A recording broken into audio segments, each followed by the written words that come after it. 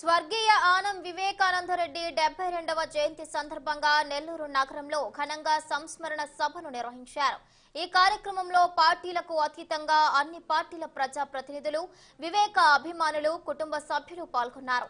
నెల్లూరు నగరంలోని టౌన్ హాల్లో జరిగిన ఈ కార్యక్రమానికి మంత్రి కాకాని గోవర్ధన్ రెడ్డి ముఖ్య అతిథిగా హాజరయ్యారు.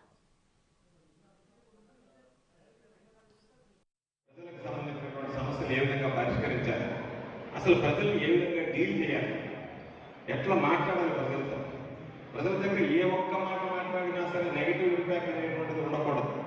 ఇవన్నీ కూడా నిజంగా వివేకానందకి జన్మతః అభినట్టుగా అనుకోవాల్సిందే తప్ప సాధనతో వచ్చేటువంటి కాదు.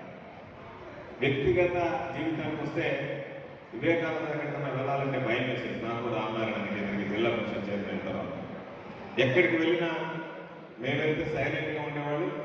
వివేకానంద వచ్చారంటే స్కూల్ పిల్లలు కానీ యువకులకు సంబంధించినటువంటి కార్యక్రమం అయితే బహుశా సినీ హీరో కన్నా ఎక్కువ పౌరానికి ఉండేటువంటి నాయకులుగా రాజకీయాల్లో వెలుగులకు సంబంధించి వివేకానంద చెప్పుకోవాల్సిన పరిస్థితి. ఏదో సందర్భంలో ఒక పేరెంట్ చెప్పాడు ఒక దాంట్లో, అప్పుడు ఏసీ న్యూస్ లేదు, పిల్లలు వివేకానంద లేడు అనేటువంటిది పెద్దవాళ్ళకి పిల్లలకి కూడా వాళ్ళు ఆయన చెప్పాడు ఒక సంభవం.